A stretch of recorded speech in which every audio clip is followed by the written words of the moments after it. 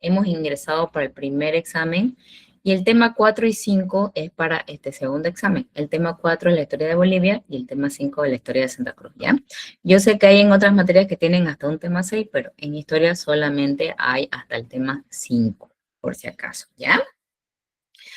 Bien, a ver, tenemos una, mm, tenemos una división, entonces quiero que me atiendan. A ver, un ratito voy a abrir un documento. A ver, desde hoy hasta el viernes, entonces vamos a avanzar todo lo que es historia de Santa Cruz. Hoy vamos a avanzar los primeros habitantes. Mañana, martes, vamos a avanzar la gobernación de Santa Cruz de la Sierra. El día miércoles vamos a avanzar la independencia y los movimientos cruceños. Luego vamos a avanzar el jueves Santa Cruz al inicio del siglo XXI. Y el viernes vamos a avanzar Santa Cruz Autonómica. Entonces, está súper cronometrado todo nuestro avance hasta el día viernes, ¿ya? El miércoles que volvamos del feriado, porque el feriado va a ser lunes y martes, el miércoles vamos a hacer un repaso de toda la unidad 4 y 5 nuevamente, ¿ya? Entonces, ese es nuestro programa de las clases que nos quedan hasta que den el segundo examen. Entonces, bueno, la verdad que los temas no son muy largos, les vuelvo a repetir, no son muy largos, es por eso que la anterior semana hemos estado repitiendo lo que hemos avanzado en la anterior clase, así como que una forma más de aprovechar el tiempo, porque la verdad es que nos sobra, para que podamos explicar lo que hemos avanzado el día anterior y podamos empezar con el contenido nuevo, ¿ya? Entonces, hoy vamos a empezar lo que es historia de Santa Cruz. Espérenme un segundo, voy a compartir.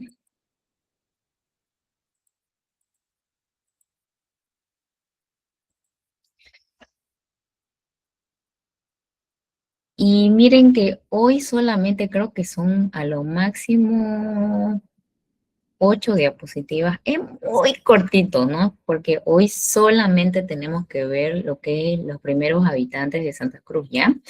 Entonces, no sé si quieren que haga así como una pequeña recapitulación de lo que avanzamos el día viernes, que fue la conclusión del tema 4, que fue Historia de Bolivia. Sí, porque les cuento que Por favor. sí, es muy cortito nuestro tema de hoy, que podríamos hacer el pequeño repaso. Entonces, esperen un ratito, voy a abrir la diapositiva de ese día, ¿ya? Esperen un segundito. Mm.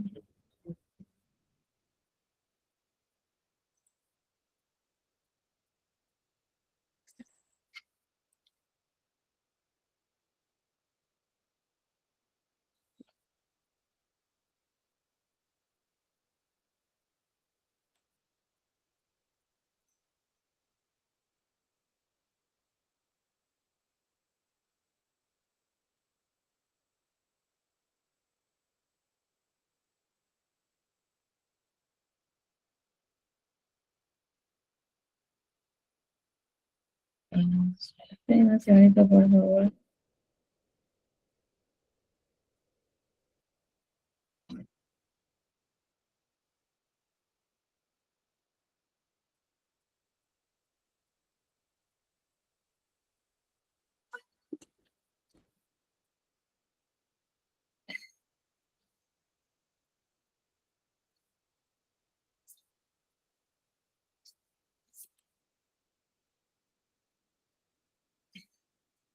Ahorita no estoy compartiendo nada, ¿no? ¿O sí? No. Ah, ya, ya, ya, un segundito.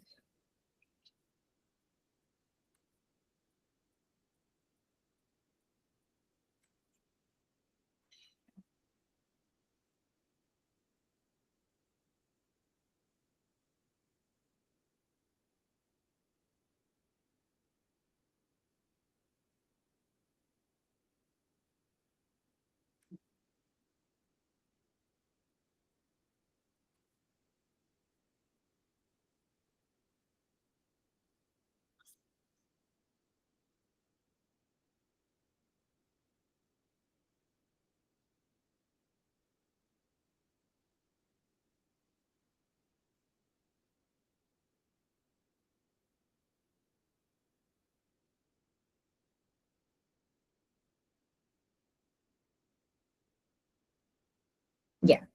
Bueno, entonces vamos a hacer un pequeño repaso de lo que avanzamos el día viernes y con eso fue lo que concluimos, ¿no? La historia número 4. Bueno, entonces el día viernes iniciamos nuestro contenido nuevo con el tema de las dictaduras y la vuelta a la democracia, ¿no? Las dictaduras que duran en nuestro país desde 1964 y finalizan en 1982. El primer gobierno entonces de dictadura va a ser el de René Barrientos Ortuño cuando ingresa por golpe de Estado sacando al gobierno revolucionario de Víctor Paz de Tensoro que había ingresado en abril de 1952, ¿no? Entonces ingresa este primer gobierno de facto y la característica, ¿no?, de todas las dictaduras son gobiernos militares que acaban con las democracias y con las libertades de los ciudadanos, ¿no? Durante este gobierno de René Barrientos Ortuño va a suceder la guerrilla de Ñancahuazú, ¿qué son las guerrillas? Son esas peleas internas entre la sociedad armada y los militares, ¿no? Cuando muere Barrientos, va a llegar al poder otro militar que va a ser Siles Salinas. Entonces, es como que sale un gobierno de dictadura y entra otro gobierno de dictadura. No dejaban que la democracia retorne, ¿no? Ahora, durante el gobierno de dictadura de Siles Salinas, se va a nacionalizar la Gula Oil Company, que era la empresa encargada de la explotación del petróleo y gas, y también va a suceder otra guerrilla que va a ser la Teoponte, donde también van a volver a reprimir a la ciudadanía boliviana. Luego, ¿no?, va a renunciar Siles Salinas y va a asumir el poder Juan José Torres, ¿no? Juan José Torres va a tratar de instaurar un gobierno, si bien él era militar, él era dictadura, pero va como que tratar de devolver, ¿no?, un poco el poder a las clases sociales populares, lo cual no les va a gustar a los militares y van a volver a darle un golpe de Estado, llegando en esta ocasión Hugo Banzer Suárez, como primer gobierno, pero de dictadura, ¿ya? Entonces, él va a llegar en 1971 y este gobierno va a durar hasta 1978, es decir, que duraron 7 años este gobierno. Fue de los gobiernos más largos dentro de todo el proceso de dictadura. Ahora, lo sobresaliente en este gobierno de Banzer es que acaba con las libertades civiles, con los sindicatos, con la universidad, con la autonomía universitaria, es decir, acá con todo lo que tenga que ver con la libertad que el ciudadano tenga de expresarse. ¿Listo? Entonces, cuando ya su gobierno estaba muy desgastado, llama a elecciones, pero otra vez van a ingresar, ¿no?, a un periodo inclusive más inestable, porque va a ser un periodo entre 1978 y 1982, que son 4 años, en el cual van a gobernar 9 presidentes, de los cuales solamente de estos 9, 2 van a ser constitucionales y todos los demás van a ser de dictaduras. ¿Cuáles fueron los únicos de estos 9 que son democráticos? Lidia Gayler, la primera presidenta de Bolivia, mujer, y el otro que es Walter Guevara, ¿no? ¿Quiénes son de dictadura? Juan Peredo Asbun, David Padilla, Alberto Natush, Luis García Mesa, Celso Torrelio y Guido Vildoso. Ahora, dentro de estos 4, el más sanguinario es Luis García Mesa, porque durante su gobierno hubo mucha violencia, muchos presos, muchos desaparecidos, que el más conocido de todos fue cuando hizo desaparecer y matar al líder socialista Marcelo Quiroga Santa Cruz. En su gobierno va a aumentar el narcotráfico. Ahora, por fin la dictadura en nuestro país acaba en 1982, se llama a unas elecciones y en estas elecciones va a ganar en la presidencia Hernán Siles Suazo y en la vicepresidencia Jaime Paz Zamora. Bolivia va a vivir un periodo muy crítico, el cual va a ser insostenible para Hernán Siles Suazo, que al final va a terminar llamando nuevamente a elecciones en 1985. Entonces, en 1985, paradójicamente, fue un gobierno dictatorial, ganará las elecciones, Pero el segundo, que fue en ese entonces Víctor Paz de Tensoro, gracias al apoyo de los demás partidos políticos, le van a dar su apoyo y entonces va a juntar mayoría en la Cámara Legislativa y va a asumir la presidencia. Entonces, Víctor Paz de Tensoro va a asumir nuevamente, ¿no?, el gobierno. Recordemos que Víctor Paz de Tensoro ya había sido gobernador de nuestro país en 1952, cuando implantó la revolución, y ahora lo va a hacer en 1985. Entonces, cuando llega al poder Víctor Paz de Tensoro en este segundo periodo, tiene que sacar a Bolivia de esa crisis. Lo va a hacer mediante el decreto del 21060. Entonces, ¿qué va a hacer el 21060? Reducir los gastos públicos, congelar los salarios, incrementar el precio de los hidrocarburos. Lo va a lograr, ¿no?, debido a esas medidas que fueron duras pero necesarias. Otra cosa que también es muy importante durante este gobierno de Víctor Paz de Tesoro es la creación de la Ley 1008, la cual va a surgir para poder contener, ¿no?, ese aumento de narcotráfico que había iniciado Luis García Meza. Ahora, luego van a empezar a nacer otros partidos políticos, ¿no? UCS, MRTK, CONDEPA, ¿no?, que van a ir surgiendo en base a las necesidades de la población. Entre 1989 y 1993 va a gobernar el MIR y el ADN. Entonces, el presidente aquí va a ser Jaime Paz Zamora. Luego, en 1993 a 1997 va a gobernar por primera vez Gonzalo Sánchez de Lozada, ¿no? Aquí va a establecer ciertas medidas, ¿no? Por ejemplo, el hecho de que van a bajar nuevamente la edad para que pueda ser a 18 años. Antes, en la Revolución del 52, se bajó a 21, ahora con Gonzalo Sánchez a los 18.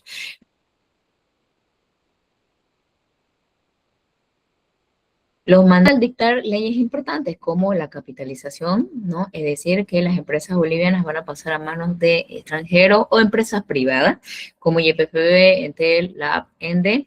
Va a haber una descentralización administrativa, va a haber la participación popular, donde vamos a dividirnos el país en municipios, la reforma educativa y la creación del bono sol. Finaliza su mandato en este primer periodo Boni y vamos a la siguiente elección. Entonces va a ganar, ahora sí, por vía democrática, Hugo Banzer Suárez, y ya lo van a dejar de gobernar del 97 al 2001. Entonces el presidente va a ser Banzer y el vicepresidente va a ser Tuto Quiroga, ¿no?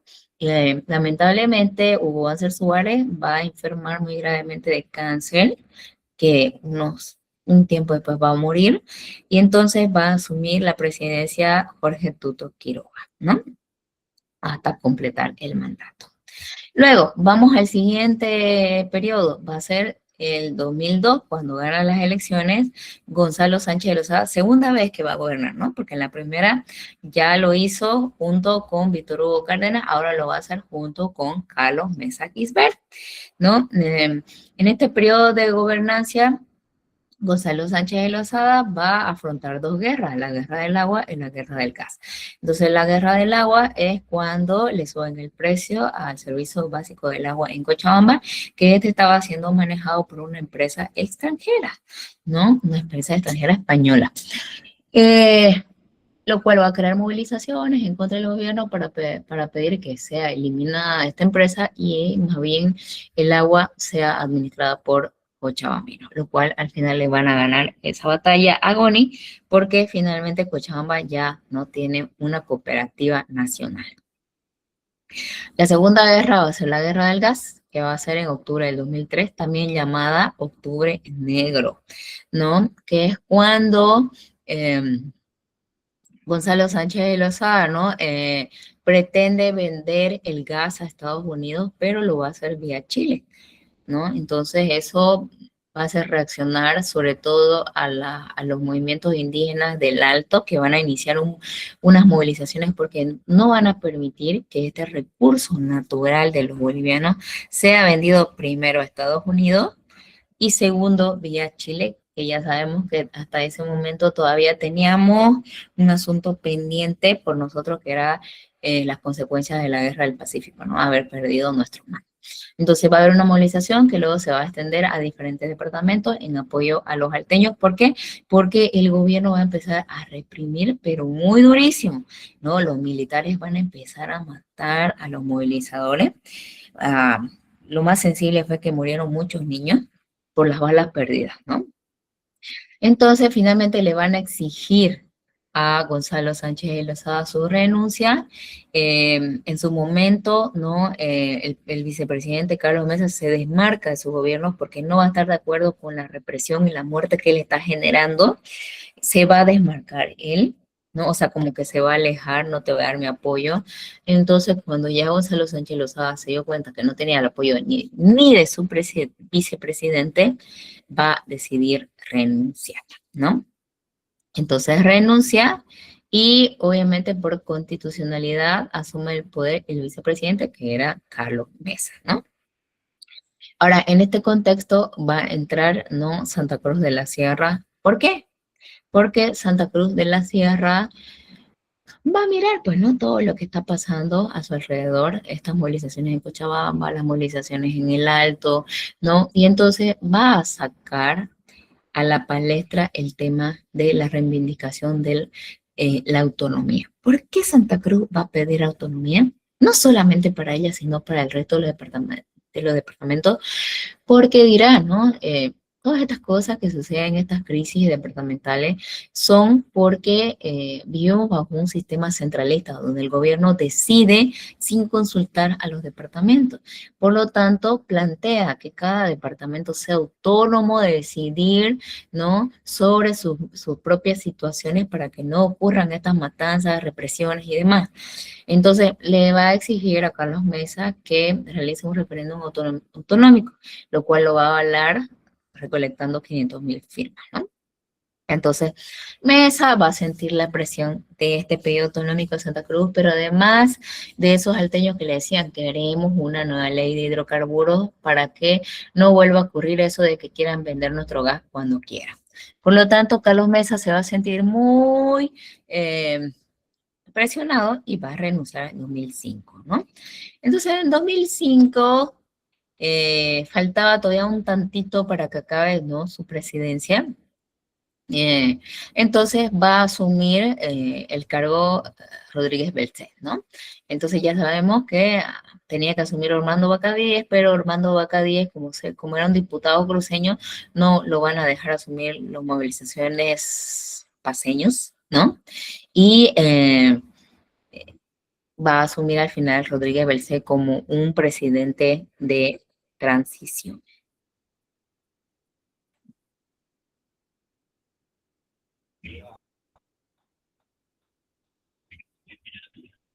¿Qué hay esto? Eh, perdón, chicos, que recibí una llamada. Eh, Espérenme un momento, por favor, perdón, perdón.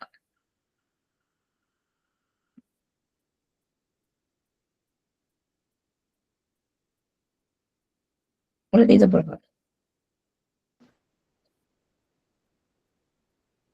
Ya. Y entonces Rodríguez Belcé, como presidente de transición, llama ese mismo año a elecciones, cumplió con su mandato, ¿no? Y ese mismo año se elige al presidente nuevo de la República, que va a ser, ¿no? Evo Morales, y también se va a elegir al primer prefecto, que va a ser Rubén Costas. Entonces, Evo Morales ingresa por primera vez, ¿no? En la historia de Bolivia como presidente, porque después lo va a hacer durante 4 periodos más, en 2006, y va a finalizar su mandato en 2019. Cuando ingresa Evo Morales, él lo va a llamar como un proceso de cambio. ¿Por qué? Porque va a querer transformar a Bolivia de una república a un estado socialista. Entonces, durante su gobierno se va a llevar a cabo el referéndum autonómico, ¿no? Ese que tanto le pide a Santa Cruz a Mesa, se lo va a realizar aquí. En 2009 se va a aprobar la reforma a la nueva Constitución Política del Estado, porque esa transformación que quería Evo Morales se tenía que hacer legalmente. Entonces, ¿cómo la va a hacer? Primero, mediante la redacción de una nueva Constitución, y luego se tenía que llevar un referéndum para preguntar a la gente si estaba de acuerdo con esta constitución, la cual después de mucho manoseo político se aprueba, ¿no? Ahora, lo más sobresaliente dentro de todos los cambios en esta nueva constitución política del Estado es que dejamos de ser una república de la cual nosotros nacimos en 1825 y ahora nos vamos a llamar Estado plurinacional. ¿Por qué es un Estado plurinacional? Porque se van a reconocer a los 26 pueblos indígenas, ¿no? Y el idioma de estos pueblos indígenas, ¿no? Antes, por ejemplo, en la Constitución, cuando éramos república, éramos un Estado unitario donde el idioma oficial era el castellano, nada más, ¿no? Y la religión católica. Ahora no, porque como se reconoce a todos estos pueblos indígenas, no hay un idioma oficial y tampoco hay una religión oficial, ¿no? Somos un estado laico. Ahora, este presidente Evo Morales, después del 2006, se va a volver a reelegir en 2009 porque va a ganar unas elecciones, por supuesto, y también en 2014 va a volver a ganar. Ahora, él va a tener una intención más de volverse a postular en 2016, en 2019, perdón, ¿no? Pero le van a decir, no, ya no te puedes postular en 2019 porque según la Constitución Política, no se puede, ¿no? Pero él va, ¿no? Él va a ir a un referéndum el 21 de febrero del 2016 para preguntar a la gente, ¿no? ¿Estás de acuerdo con que los presidentes y prefectos o gobernadores puedan reelegirse una vez más? Y entonces la ciudadanía le va a decir no, ¿no? Ese es el llamado, no sé si han escuchado alguna vez ustedes cuando le dicen, Bolivia dijo no, ¿no? O el 21F, dicen, ¿no? Es porque en ese momento les cuento que fue el primer referéndum que Evo Morales pierde, ¿no? Porque la mayoría de todas las elecciones que él ha ido ha ganado siempre, ¿no? Pero esa vez le...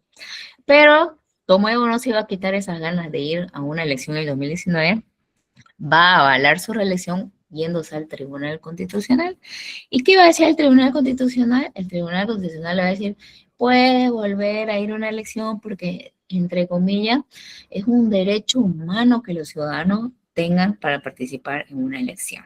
Bueno, la cuestión es que Evo va a las elecciones del 2019, en esa época se van a postular Evo y Mesa, ¿no? Carlos Mesa, lo cual después de una tramoya, según ganan las elecciones, pero en el lado de Santa Cruz van a decir que fue un fraude y vamos a ir a un paro de 21 días que va a ser liderado por Luis Fernando Camacho, ¿no? Que era el presidente de nuestro comité Pro Santa Cruz. Vamos a movilizarnos durante 21 días, luego se van a ir sumando departamento a departamento y finalmente Evo Morales va a renunciar a su cargo. No va a asumir el poder el vicepresidente que era Linera, porque Linera también va a renunciar. No va a asumir la primera senadora, porque era Adriana Salvatierra del MAS, que va a supuestamente renunciar, y según ella no renunció y demás cosas. Y entonces, ¿quién va a asumir? La segunda senadora, que era en ese entonces Yanine Áñez. Yanine Áñez entonces asume como presidenta de transición, y ya sabemos que Yanine Áñez durante su presidencia va a alargar su mandato, se va a prorrogar, va a llegar la pandemia, entonces va a llegar el caso de los respiradores, de las no sé qué, no sé cuánto, hasta que finalmente, después de mucha presión, Yanine Áñez va a llamar a elecciones en octubre de 2020 y vamos a ir a las elecciones de 2020 dando como ganador a Luis Arce Catacora, ¿no? Paradójicamente ese partido del MAS que se había acusado de fraude, ahora gana nuevamente. Solamente que ahora este gobierno va a ser liderado por Luis Arce Catacora y David Choquehuanca como vicepresidente. Ahí finalizan, ¿no? Ahora, Luis Arce Catacora y David Choquehuanca gobiernan desde el 2020 hasta 2000, el año pasado, pues, ¿no? 2025, y en el 2025 ya se llevan a cabo las nuevas elecciones donde llega al poder Rodrigo Paz y Edmond Lara como los nuevos gobernantes de Bolivia, ¿no? Entonces, ese es el resumen de lo que avanzamos el día viernes, chicos. Con eso finalizamos eh, el tema número 4. Espérame un segundito.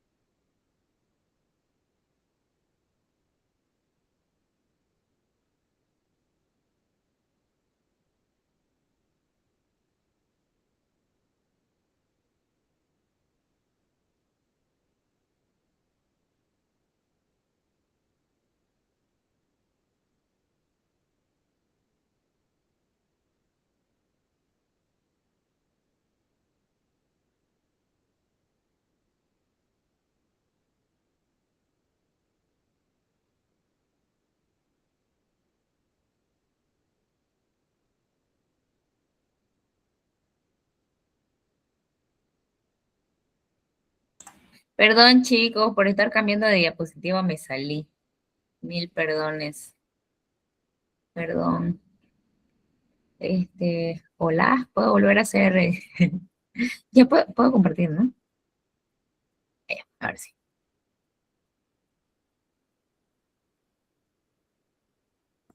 Entonces, eso, chicos.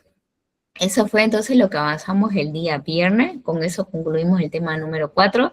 Y hoy, entonces, vamos a comenzar con el tema 5, nuestro último temita. Ya con esto ya finalizamos todo, ¿sí? Entonces, espérenme un segundo. Voy a ponerlo pantalla completa. Bueno, mis queridos chicos, hoy vamos a ingresar entonces al último tema y con esto ya vamos a finalizar esta semana, lo que es la historia de Santa Cruz, la historia de nuestro querido departamento al cual nosotros pertenecemos y nos desarrollamos. Bueno, siempre les he dicho que tienen que estudiar en base a estos elementos, entonces lo voy a hacer en diapositiva, ¿ya? La historia de Bolivia, la historia de América y la historia de Santa Cruz, en base a los siguientes elementos. Se divide en 4 partes. Entonces, la primera parte es como que lo prehispánico, ¿no? ¿Quiénes vivían antes de la llegada de los españoles? Entonces ahí están los primeros pobladores que son las culturas orientales. Luego se ve la segunda parte que va a ser la gobernación de Santa Cruz de la Sierra, que la gobernación de Santa Cruz de la Sierra así se llamaba durante la época colonial. Luego vamos a la guerra de la independencia y por último a lo que es Santa Cruz hoy. Movimientos cruceños, cómo nos hemos desarrollado, cómo nos hemos convertido en el departamento más importante dentro de la parte económica desarrollada y productiva, ¿sí? Entonces, quiero que por favor no obvien esta diapositiva porque así como les estoy planteando puede ser facilito para que ustedes lleguen a estudiar la historia. Y así lo mismito pueden hacer para la historia de Bolivia, ¿no? Entonces, por ejemplo, en la historia de Bolivia son las primeras culturas, la parte andina y la parte oriental, luego en la época colonial, la obediencia de Charca, luego viene la guerra de la independencia y luego viene, ¿no? Lo que es la república, todo el conteo de todas las presidencias y gobiernos que han transcurrido hasta el día de hoy, ¿no? Bueno, entonces, según nuestro programa, solamente hoy tenemos que ver los primeros pobladores, es decir, todas las culturas indígenas que vivían en esta parte oriental antes de la llegada de ¿quién? De los españoles, ¿ya? Comencemos entonces. No es muy largo, así que por favor tomen atención. Máximo serán 8 diapositivas. La historia de Santa Cruz. Entonces, Santa Cruz es uno de los 9 departamentos que conforman Bolivia, ¿no? Actualmente somos 9. Viéndolo así, territorialmente, vean la imagen, somos el departamento más grande en extensión. Durante la época colonial nos llamamos la Gobernación de Santa Cruz de la Sierra y abarcaba los territorios actuales de Santa Cruz, Beni y Pando, además de los territorios perdidos. ¿Qué perdimos por esa parte? El Acre. ¿Qué más perdimos, chicos? A ver de ahí, ya que hemos visto las pérdidas territoriales, ¿eh? ¿Qué territorios hemos perdido si tomamos en cuenta ahí la geografía, viendo el mapita? A ver. Todo el Acre, ¿no? Pero qué más habíamos cedido a Brasil, aparte del Acre? Otro territorio más le seguimos, ¿no? A ver, ¿perdón? Mato Grosso. El Mato Grosso, muy bien, ¿no? Entonces, ya hemos perdido el Acre, hemos perdido el Mato Grosso, y a ver, por abajito, no, pero le estoy preguntando solamente territorio oriental, ¿no? Claro que hemos perdido territorio en Chile, hemos cedido a Perú, hemos cedido a Argentina, pero eso como que le corresponde, ¿no? A las partes, el Chaco Central también, ¿no? Sí, tenés mucha razón, es una pequeña parte que pudo, ¿no? Ser beneficiosa tanto para Tarija, Chuquisaca y Santa Cruz, ¿no? Pero si no hubiéramos perdido en la guerra del Chaco y no le hubiéramos cedido, ¿no? El Mato Grosso ni la partecita del Acre, nuestro territorio oriental sería más poderoso todavía, sobre todo para Pando, ¿no? Bueno, entonces, en la antigüedad era llamado el Oriente Boliviano, entonces era Santa Cruz, Beni y Pando, una sola franja. No sé si, aquí está, miren, solo voy a utilizar, solo quiero que vean la imagen, no lean el contenido todavía, ¿ya? Miren esa franja, Pando, Beni y Santa Cruz, solamente la imagen, eran todo el Oriente Boliviano. Antes no había Pando, antes no había Beni, ¿no? Entonces era solamente una sola franja que se llamaba el Oriente Boliviano en la antigüedad, antes de los españoles. Cuando llegaron los españoles, toda esa franja verde se llamó la Gobernación de Santa Cruz de la Sierra. Toda. Ya luego, cuando fueron llegando los presidentes, ya se fue desmembrando, que ahorita lo vamos a ver. Es por eso que cuando ustedes, no sé, vayan a una clase de un colegio pandino o un colegio veniano, no sé, pues, ¿no? O tengan una amistad, charle, pues, y van a ver que ellos cuentan la misma historia de Beni, de Pando, que la de nosotros, porque todos antes éramos una sola nación, ya después fueron llegando presidentes y fueron creando los demás departamentos.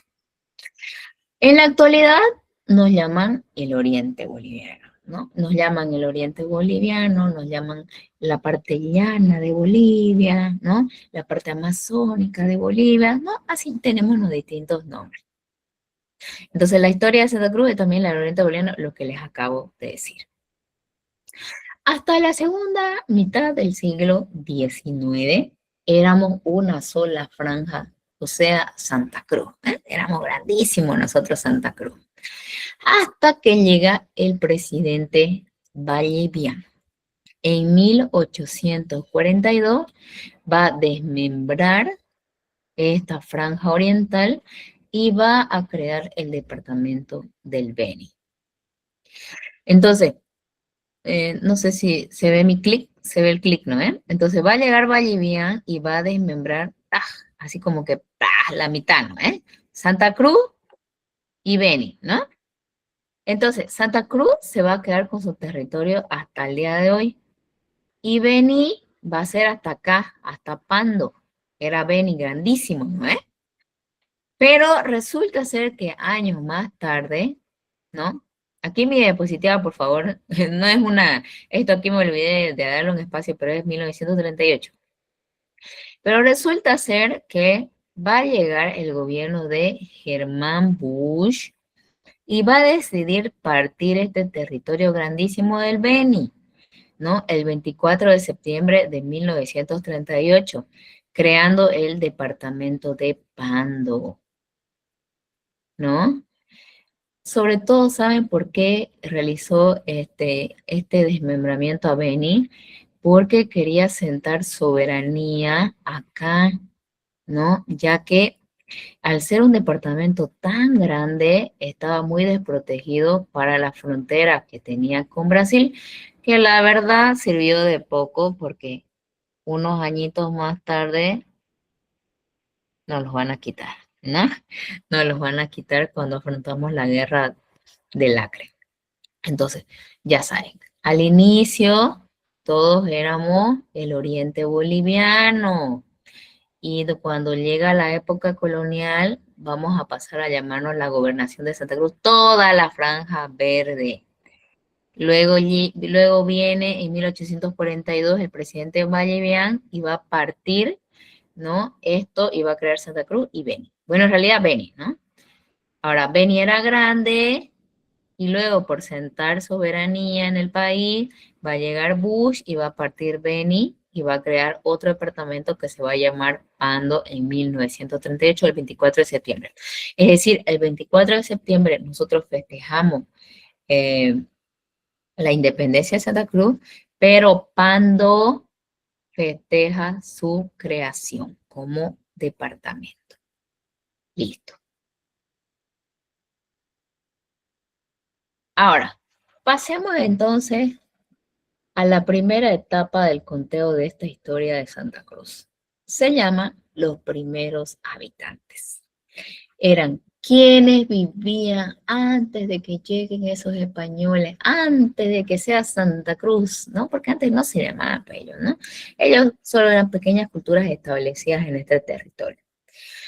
Ahora, actualmente, dice, existen 4 grupos étnicos mayoritarios.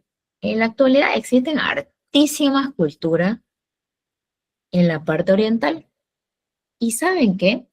Si tomamos en cuenta esas 36 naciones, ¿no? Que se reconocen a nivel nacional, yo les puedo asegurar que la mayoría de esas naciones se encuentran en los departamentos orientales. Tenemos una característica nosotros en la parte oriental, que somos una variedad inmensa, pero ¿saben cuál es la característica de nosotros en la parte oriental? Que cada una de las etnias, culturas o pueblos indígenas que viven en esta zona oriental tiene un lenguaje propio, es decir, un idioma propio. Todo lo contrario a la parte occidental, a la parte andina, porque en la parte andina o hablan quechua o hablan aymara. Pero acá en Santa Cruz, todingos tienen su lengua. Guarayo, guaraní, chiquitano, majeño, chiriguano, mojeño, baure, cayubaba, ¿no? Cada uno habla un idioma distinto y eso nos hace diferente a la parte andina. Ahora, ¿cómo hacen para que estas culturas se interrelacionen, se comuniquen? Utilizan en la actualidad, por supuesto, el español para poder comunicarse con las otras culturas. Pero no olvidan el idioma, se dice el idioma materno, ¿no? Que es con el que uno nace, ¿no? Pero para poder comunicarte, para poder salir, ¿no? De tu pueblo, tenés que aprender sí o sí el castellano porque el castellano es tu forma de comunicarte con el exterior. Ahora, ¿cuáles son las 4 etnias mayoritarias? ¿Por qué mayoritarias? Porque son las que tienen mayor población. En la parte oriental, guaraníes, guarayos, chiquitanos y ayoreos. Entonces, esas son las 4 etnias mayoritarias en el departamento de Santa Cruz. Ahora, guaraníes. Se dice que los guaraníes son la cultura base en la parte oriental, porque de los guaraníes empiezan a desprenderse otras culturas. Los guaraníes habitan todo lo que es la zona del Chaco, entonces la zona baja de nuestro departamento, exactamente la provincia de Cordillera. Hablan propiamente el idioma guaraní. En el pasado fueron llamados chiriguanos, ¿no? ¿Se acuerdan que los chiriguanos, no? Eran guaraníes, ¿no? Ese pueblo guerrero, valiente, ¿no? Que tuvo la invasión inca y demás, la vamos a ver también durante la Guerra de Independencia de Santa Cruz. Entonces, ellos son los guaraníes. Entonces, los guaraníes también son los que mayor presencia a nivel de población tiene en nuestro departamento. Pasemos al segundo, guarayos. Los guarayos entonces habitan el norte de nuestro departamento, ¿no? Lo que va a ir a colindar más o menos con el departamento del Beni. Son la llamada zona amazónica. Se establecieron en la provincia Guarayos y hablan el idioma guarayo, que es una familia del guaraní. Por eso les decía que las guaraní son como la cultura madre oriental, ¿no? Porque de ahí se van a desprender. Ya vemos que la segunda que se va a aprender son los guarayos. Ahora, pasemos a la cultura chiquitana. La cultura chiquitana habita el este, el macizo chiquitano, y el macizo chiquitano está comprendido o compuesto por las provincias de Chiquito, Ángel Sandoval, Velasco, Ñuflo de Chávez y Germán Bush. La cultura chiquitana habla el idioma chiquitano. El idioma chiquitano tiene un origen en la lengua gorgotoqui. Eso quiere decir que antes de ser idioma chiquitano, antes se llamaba lenguaje gorgotoqui, pero después de mucha evolución pasó a llamarse, perdón, chiquitano. Ahora, ¿por qué se llamaron chiquitanos? Ahí hay una pequeña historia, leyenda, vamos a decirlo así, ¿no? Los chiquitanos, la verdad es que tienen un realce grande desde la llegada de los españoles, la verdad, a la parte de Santa Cruz, ¿no? Entonces, cuando llegaron los españoles, se dice, ¿no? Que llegaron a esta parte y encontraron una característica dentro de sus viviendas, y era que tenían unas puertas muy bajitas, muy chiquitas. Por eso empezaron a llamarlos chiquitos, los chiquitos, y de ahí chiquitanía, ¿no? Es como que esa es, ¿no? El origen de por qué pasaron a llamarse chiquitanos, ¿no? Ahora, hablando de la chiquitanía, estos son sus orígenes, ¿no? Pero la verdad, hay que saber rescatar que durante la época colonial, yo sé muy bien que los pueblos indígenas, sobre todo los pueblos indígenas andinos, fueron los que más pasaron mal, ¿no? Porque fueron esclavizados, violentados, obligados a trabajar y demás. Pero la verdad es que en la parte oriental, la evangelización o el dominazgo de los pueblos orientales fue un poco diferente, ¿no?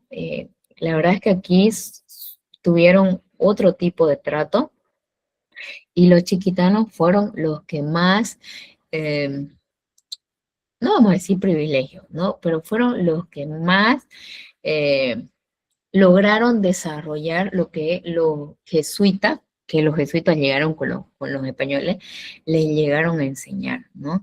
Porque los chiquitanos les enseñaron arquitectura, religión, educación, artes, pintura, ¿no?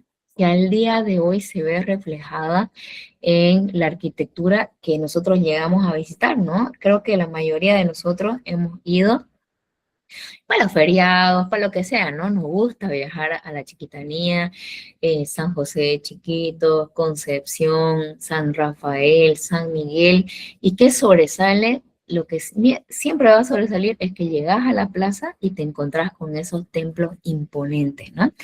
Que son un legado de las enseñanzas de esos padres jesuitas que llegaron con los colonizadores, ¿no? Y muchos de ellos sobreviven en la actualidad gracias a la venta de sus pinturas, de sus artesanías, ¿no? De todo eso que les enseñaron en la época colonial, ¿ya? Entonces, esa es la cultura chiquitana en nuestro departamento Santa Cruz. Y vamos a ver la última etnia mayoritaria, que es la parte perdón, es la cultura ayorea. Estos van a habitar en la parte sur, también en la provincia de Chiquito, y hablan el idioma samuco. En el pasado, entonces, ellos se llamaban samuco y luego pasaron a llamarse ayoreos, ¿no? Ahora, miren, yo les voy a contar algo de los ayoreos, ¿no?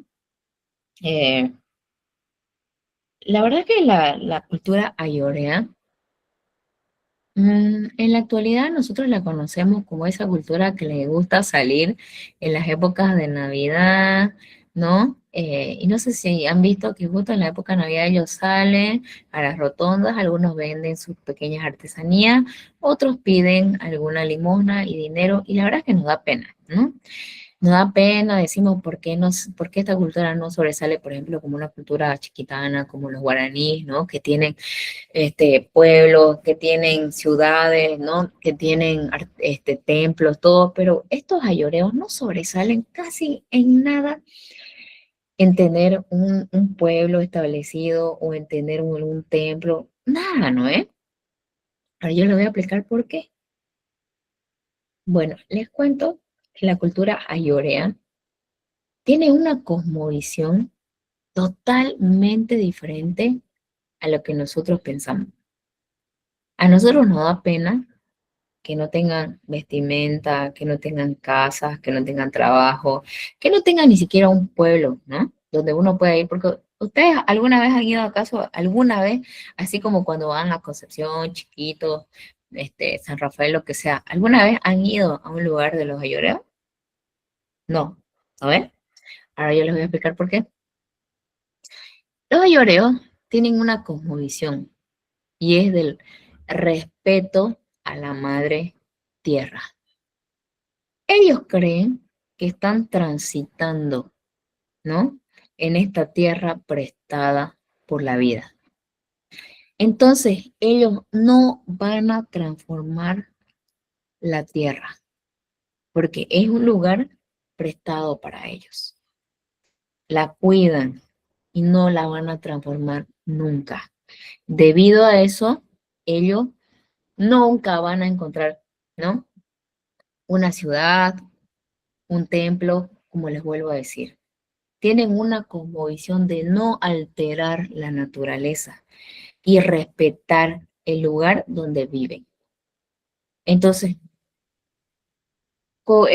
siembran lo necesario para consumir y sobrevivir, porque está en ello la no alteración a la naturaleza, lo cual a nosotros nos puede causar pena porque nosotros vivimos en un sistema donde vivimos, ¿no? Trabajamos para tener cosas, para acumular, ¿no? Para nosotros eso es vivir bien, pero en cambio para ellos es alterar y transformar la naturaleza en la que vos estás viviendo. Entonces, esa es, ¿no?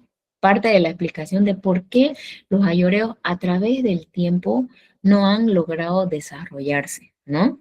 No han logrado adaptarse ni siquiera por ejemplo, vivir acá, ¿no? Viven en pequeñas comunidades nómadas, es decir, que están cierto tiempo en algún lugar y luego se van moviendo, ¿no? Seguramente cuando ya extremadamente necesitan, ¿no? Necesitan algo, es que salen a la ciudad, es cuando los vemos pidiendo alguna moneda, ¿no? O pidiendo vestimenta o algo, y luego vuelven y retornan a sus lugares, ¿no? Nunca los vamos a encontrar demasiado tiempo, será lo máximo, yo creo que así máximo a rajatabla de ser un mes lo que los vas a encontrar en la rotonda, pero ellos luego vuelven a sus lugares de origen y ahí están, ¿no?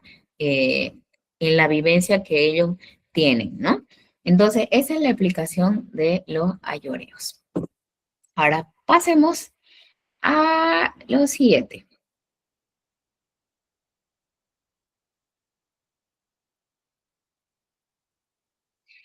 Bueno, les había comentado entonces que si bien existen muchísimas pueblos indígenas que viven en la parte oriental del departamento de Santa Cruz, rescatamos, ¿no? A las 4 etnias. ¿Cuáles son? Los guaraní, guarayo, ayoreo y chiquitano. Ellos son los 4 en mayor cantidad poblacional e importancia.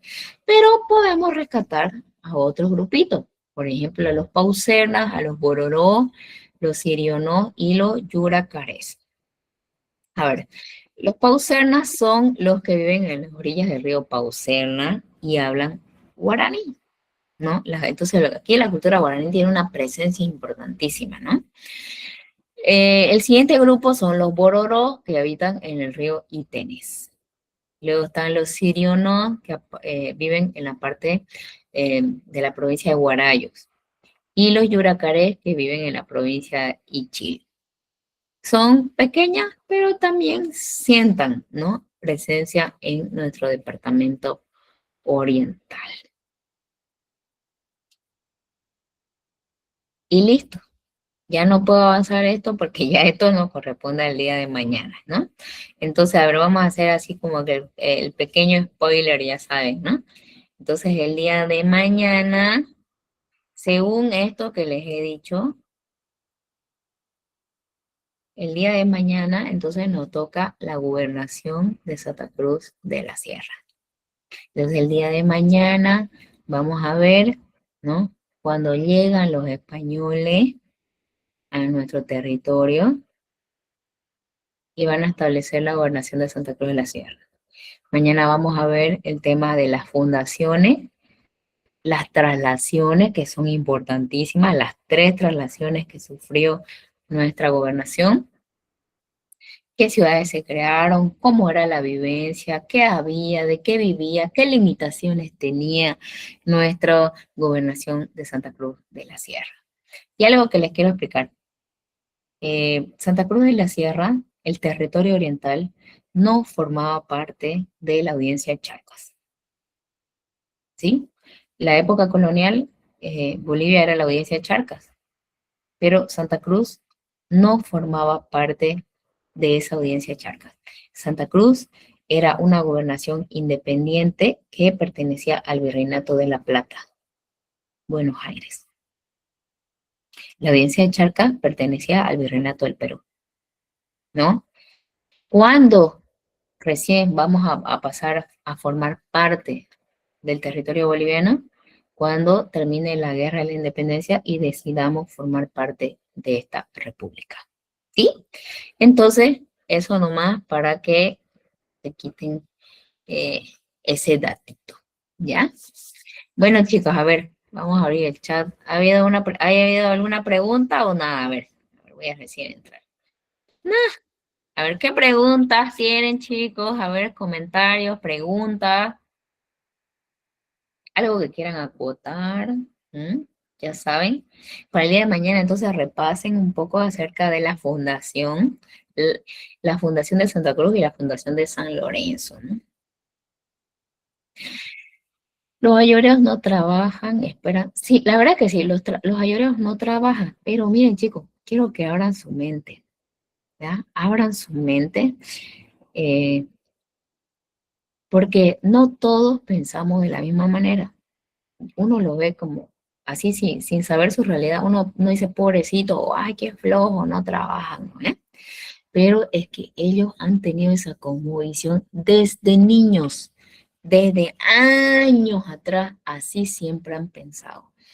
Que no tienen que transformar, por lo tanto no hay que trabajar. ¿Para qué voy a trabajar si yo puedo recibir de la naturaleza alimentación y demás cosas? Entonces hay que abrir la mente. Así que en general Santa Cruz siempre fue, la verdad es que la presencia máxima siempre ha sido guaraní, ¿no? Esos son nuestros orígenes, ya que desde la cultura guaraní se han ido desprendiendo, ¿no? Otras culturas en nuestro departamento.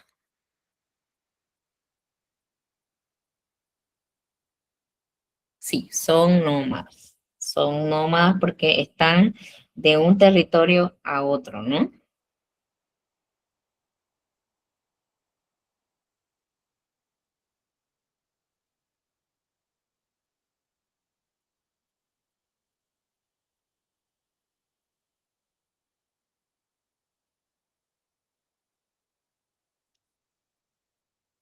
Donde es, bueno, a ver, los ayoreos, como son nómadas, se han establecido en territorios, por ejemplo, Chiquitano, en la parte cordillera, ¿no? En la parte igual de la provincia de Ñuflo y Chávez. Algunos que han salido, que han logrado salir de esos extremos, se han establecido sobre todo en las zonas periurbanas, ¿no? O sea, en las zonas que van limitando la ciudad ya con las provincias, ¿no?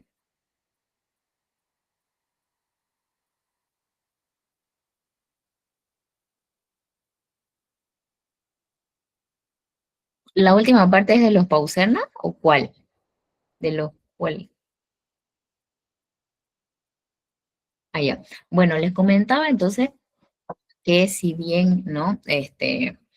Son muchos de los pueblos indígenas que forman parte del departamento de Santa Cruz. eh, Vamos a rescatar la presencia también de otras etnias. ¿Cuáles son esas etnias? Los Paucenas, los Bororos, los Sirionós y los Yuracarés, ¿no?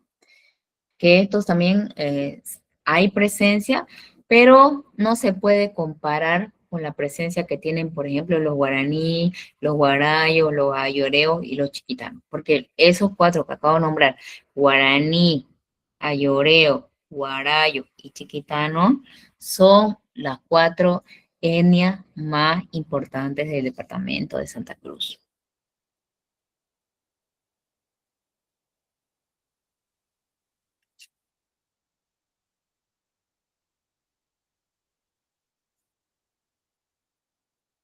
A ver, ¿qué más dudas tienen, chicos? A ver, ¿qué más preguntas tienen?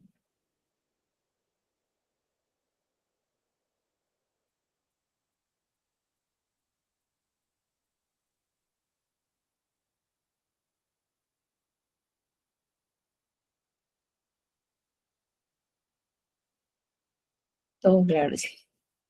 Sí, pues muy cortito, chicos. No me dejan avanzar al siguiente. Es que todo está programado, ¿no? Todo está programado. Y a ver, entonces, a ver, el día de mañana vamos a avanzar entonces la gobernación, mañana vamos a avanzar las fundaciones, que eso tenemos que aprendérnoslos así de memoria a memoria, sí o sí, las fundaciones, porque eso sí o sí entra, ¿no? Las fundaciones y la vivencia de Santa Cruz. Mañana vamos a ver cómo nos tenían todavía olvidados, les cuento, ¿no? Porque pensamos que Santa Cruz era olvidada durante épocas indígenas, a ser olvidada durante épocas coloniales, y va a ser abandonada peor todavía en las épocas republicanas, ¿no? Pero ya, vamos a verlo poco a poco esta semana. Bueno, bueno, eso ya no está en el tema, ¿no? Pero la verdad, claro, biológicamente ellos saben, sí, nada que ver, pero claro, su sistema biológico les da la exigencia, ¿no? Sí. Bueno, chicos, ¿alguna preguntita más? ¿Está Rebeca? No la he visto a Rebeca hoy. No la he saludado tampoco. Buenos días, sí, estoy aquí. ¿Cómo está Rebeca? Buenas tardes. Buenas tardes ya. Sí, es que no la vi, no la vi su conectado, por eso yo pensé. Bueno, Rebeca, creo que aquí vamos a finalizar porque no hay más. Se acabó. Podemos, ¿no? Sí, Lice, si ya no tienen una duda o algo así, ya podemos finalizar la clase. Sí, sí, porque ya me están preguntando acerca de por qué no nadamos mejor que los andinos. Esas son características Bueno, biológicas. Vamos a ver, ¿avanza en biología, Rebeca? Sí, ¿no? sí, ya en biología. Ah, ya. Bueno, chicos, eso ya saben, el profe de biología le vamos a preguntar, ¿ya? Bueno, chicos, no hay más preguntas, ya estamos avanzando a otros temas de otra. ¿Y de qué será nomás de hoy? Ya, esas preguntas. Bueno, chicos, entonces, mañana